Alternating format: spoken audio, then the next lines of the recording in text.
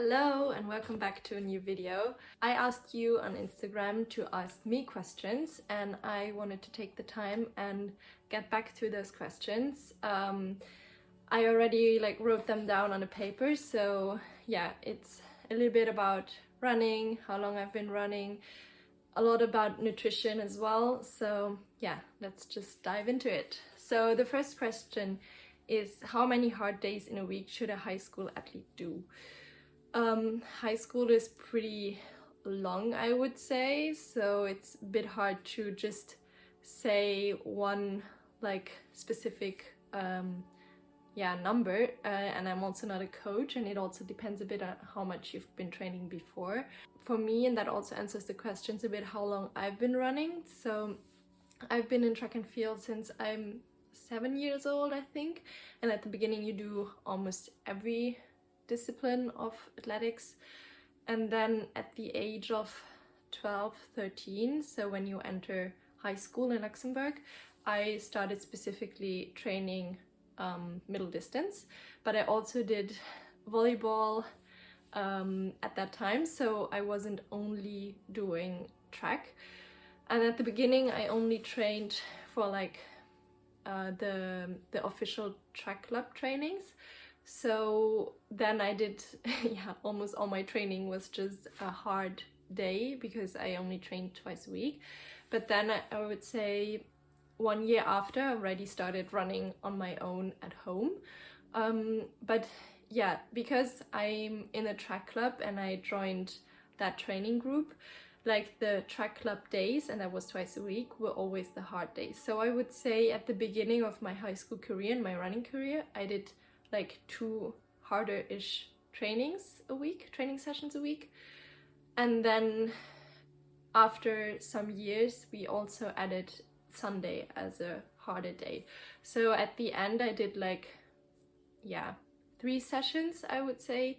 But then it also varied a bit what kind of hard effort we would do. For example, on Wednesdays we would do more of a short sprint session, and then the Sundays were more like a threshold tempo session. So it's a bit hard to say something and prescribe something to you. You should, I think at the high school age, it's always good to have a coach. It's always good to have a coach, but I think some people like to self-coach them. But yeah, at that age, I was very glad that I had a coach who had the overview of everything and knew what was good at that time. So yeah, it's a bit hard to answer that question, I'm sorry. The next question is, what is my biggest running goal? I think for a lot of athletes that do their sport professionally, or more put a lot of time into it, the Olympics is always a goal, and that's my biggest running goal, to at some point run at the Olympics. Then there were a few nutrition questions. The first 2 questions were, what do I usually eat before a hard workout, and what is my post-run meal? So it depends a bit when my workout is. If it's really a hard session that I know that I want to feel light and have no problems with my digestion, I kind of handle it like race day. So if it's in the afternoon or the evening, I just stick to simple meals. So I would say maybe oatmeal or just some toast in the morning, and then some kind of simple carb dish like a pasta with a little bit of vegetables, but yeah, really just simple meals. If it's in the morning, I usually eat bread in the morning. I had a phase where I always ate oatmeal, but that's just stuff that I know won't upset my stomach, so that's what I usually tend to. And just some simple carbs that aren't complex to digest and which I know that I will just feel fine with. And then for the post-run meals, I try to make sure, and I'm not the best example, but I really try to drink something that has yeah, either carbs and proteins or just proteins in it, so protein shake, or I have that one carbs and protein mixture, or just eat a banana straight away, or I often bake banana bread to have a piece of that afterwards. And then, yeah, if I work out in the morning, then lunch will be immediately after my workout, and if I work out in the evening, I will eat dinner afterwards. So most times an hour after my workout, I will eat like a bigger meal. So yeah, that's then just something simple like yeah, some kind of carbs, some kind of proteins, and then some veggies. All things nutrition, I have uploaded a few what I eat in a day. My last video actually was what I eat in a day, so there you can see a bit what I eat. I'm not a nutritionist, so don't take my word for like, yeah, the best. But there you can get a kind of idea what my days look like. Another nutrition question was if I have any restrictions and if I count calories.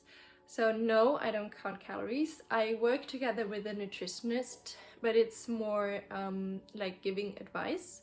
I don't have a nutrition like plan or meal plan, but yeah, regularly we check in on each other, or she checks in on me, and I will document, for example, 2 or 3 days, and I will just send her pictures of what I'm eating and what I'm training, and then she will calculate it, and then she tells me, okay, on workout days you were missing some proteins, or for that volume that you're training, you can eat more, or it's just fine what you're doing. So I will do that, and we will do that regularly, so maybe 2 or 3 times a year, and then I will know a bit if what I'm doing is good or not. So that helps me with that, but I have no idea about calories. Like I couldn't tell you how much is in a chocolate bar, or how much calories is like a normal size plate of pasta. I don't know, and I also don't want to know. Like I try to eat intuitively, knowing what is good for me, knowing what works for me, and then I always see my plate in front of me, and I know how much should be of what, like more carbs, like half of it carbs, then a quarter protein, a quarter veggies. Like I try to do that somehow. It doesn't work out every time, but that's like a bit the thing I'm striving for in a meal. But that doesn't mean that I do it that like every day or every meal. But yeah, that's a bit like what I tend to go for. And about the eating restrictions, no, I don't have eating restrictions. It depends a bit on what time of the season we're in. If we are approaching races, I try to eat a bit more healthy, but yeah, it just depends a bit. If I'm feeling snackish, then I will just eat a piece of chocolate, and then that's fine. That's not every day, and that's all about balance. So no, I don't restrict myself from anything, but I know what's good for me, and I know that if I'm restricting myself all the time, I won't be happy, and the most important part is to be happy. So it's all about balance. The last nutrition question was if I have any diet tips. That's really hard to answer because, yeah, I'm not a nutritionist, I'm not a professional. I only know what my nutritionist told me. I only know from my own personal experiences. So you can watch again my videos. I will try to incorporate more of them because you seem to like them, and I also like watching them, and it keeps me a bit more accountable to actually like put effort into my meals. But I would say just find the balance, find what works for you, find what you find tasty. There's always alternatives. Like if you like a lot of sweets, there's so many yummy fruit out there that you can like. It's just about getting used to that, and just knowing what is good for you, and knowing that if you're an athlete, you burn a lot of calories, so you gotta eat, and it doesn't work by not eating. So food is fuel. Food shouldn't be something you think about all the time. you think, yeah, you want to just fuel your body in order to be strong, to be fast, and to be able to yeah, do what you love. And that's any kind of sports you do, probably running if you watch this. But yeah, just think about food is not your enemy. Food is, yeah, what gives you energy. So you want to have energy, you want to be happy, you want to be able to run or do any other sport. So eat and just try things out. There was one question about what is my job. I'm currently studying in a master's degree, so I finished my bachelor's degree in June 2020, and I'm now in my second year of the master's program.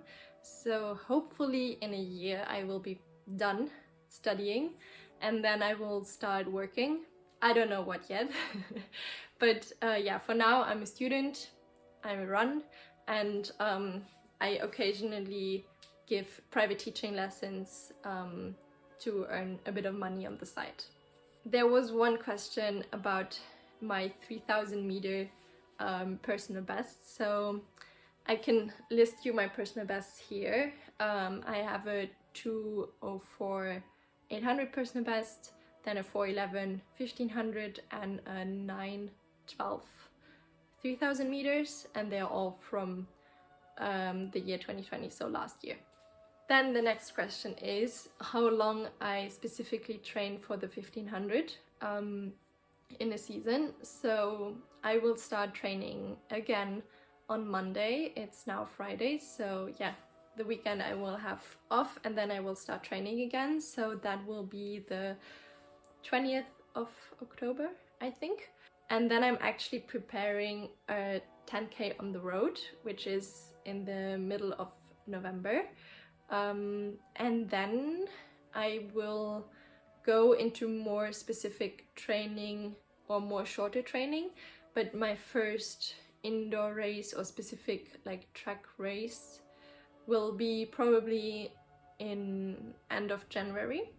So I think, yeah, base training will go from now until maybe end of November, and then we will slowly start putting in a bit more specific work.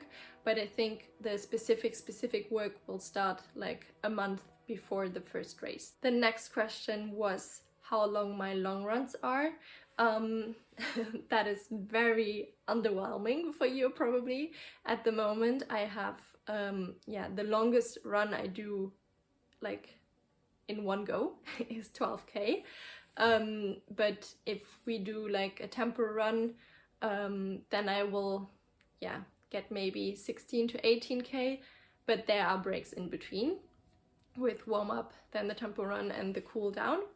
But with my former coach, we worked in minutes, so the longest minutes I ran was 80, and then I covered, I think, 19K or 18K, something about that.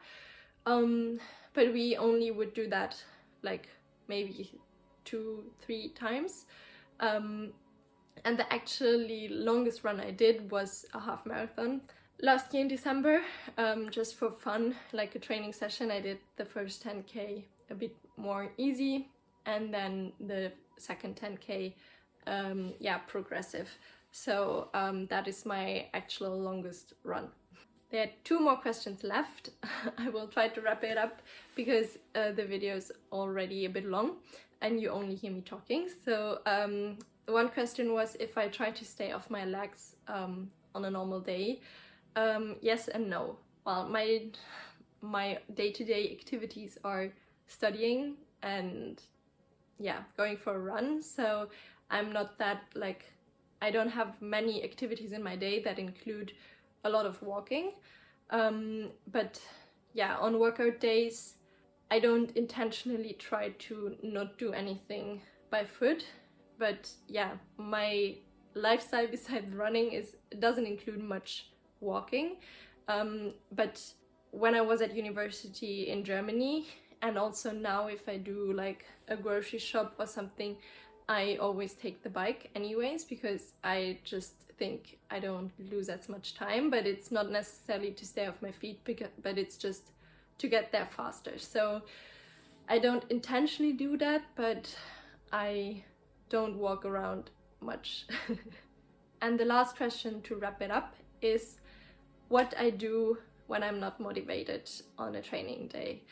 I don't think there was ever one training I didn't do because I wasn't motivated, and that doesn't mean that I never been not motivated, but it's just such a part of my day and my routine that I just plan it in my day anyways, and I just go out anyways. And I think that's after a certain time, if you stick to a sport, it just becomes part of your routine. And yeah, that's what saves me on those days. Then living together with my boyfriend, who runs as well, is also, yeah, very good, because we can remind ourselves about why we do that. We can go out together, start a run together, go to the track together, and that is already really motivating. And the most important thing is that I remind myself of my goals. And yeah, I won't reach those goals sitting on the couch. And I just remind myself as well that there were some times that I wasn't able to run, and that, yeah, I've been sick or I've been injured, and that I just wished to be able to run. So then I just tried to change my mindset and think that I should be grateful to be able to do this, and that it shouldn't feel like, yeah, a burden or something, or just something I don't want to do. And actually, now talking about it, I remember there was one more question, if I ever had an injury. So when I started training more specifically, and yeah, just more, I got a stress fracture in my foot, but that was already 6-7 years ago. Then I've been, yeah, injury-free for a long time. Then I had bursitis in my knee, but I only had to stop for 1 week, and then it was fine again. And then last year, was it last year? No, I think it was 2 years ago. I already did videos back then. I can link one video here where I was talking a bit about it. It's in Luxembourgish, but there are English subtitles. I had a hamstring tendonitis, which didn't stop me from running, but it stopped me from, yeah, feeling good while running. And when I took the season's break, I also took some time to work on it, but it was a long process. I had like this bad feeling in my leg for, I think, 3 to 4 months during the whole season, and some things didn't work well, like sitting for a long time and sprinting, everything that, yeah, aggravated or made my hamstring angry. And then I took 3 weeks off of running, which didn't help my hamstring tendonitis, and then I did a lot of specific strength work for it, and then it slowly got better, and just, yeah, like it came, it went away. But in the end, I think it was almost half a year that I was struggling with it, but I still could race, so it wasn't that bad. And since then, knock on wood, I've been injury-free. So very lucky with how my body is handling what I'm doing to it. But yeah, I'm trying to take good care of it by eating well, sleeping well, and everything like that. And I have good coaches that work smartly, and yeah, that I'm just able to stay almost injury-free. That was it with the video. That were all the questions. I hope I explained everything, yeah, clearly. I hope you understood everything. If you have any more questions, just let me know. And if you have any specific video suggestions, just let me know. I was just brainstorming with a friend, and we have a few ideas that we want to, yeah, put into videos, so you can stay tuned for that. Yeah, but that's it. Thank you for watching, thank you for listening, and I will talk to you very soon in my next video. Bye!